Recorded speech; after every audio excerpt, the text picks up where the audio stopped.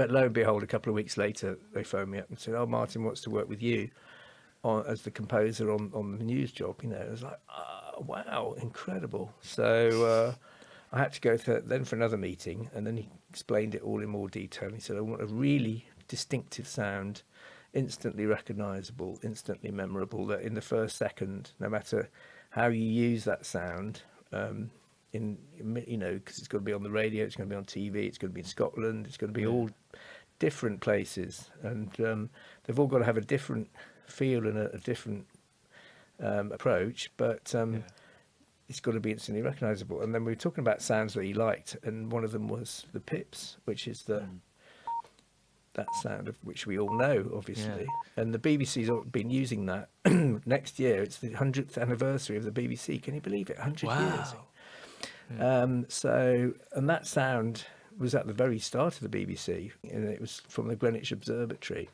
And they basically connected two electric cable, electrodes to the pendulum at Greenwich, because that was Greenwich Mean Time, was obviously the world's time clock, the most accurate. And so when the pendulum swung, it would hit the electric thing, go beep, beep, beep.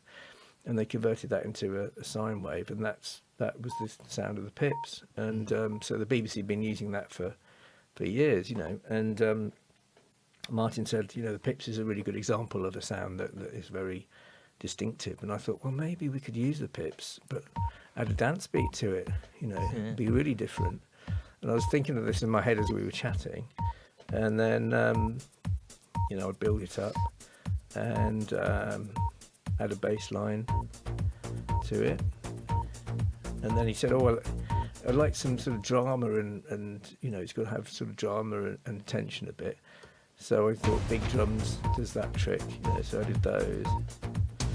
And so I was thinking all this in my head as we were talking, and he said, "Can you come back on Friday?" And this was on a Wednesday. He said, "Can you come back on a Friday and play some ideas to the BBC team? And I'll introduce you as the composer, and then, just bring in some initial ideas and see how we get on." So I was thinking, I've got a day to do it, So I sort of rushed back home, thinking, is that idea, is that too crazy? Is it too mad? And I thought, no, I couldn't think of anything else that had that same, that was strong enough, really.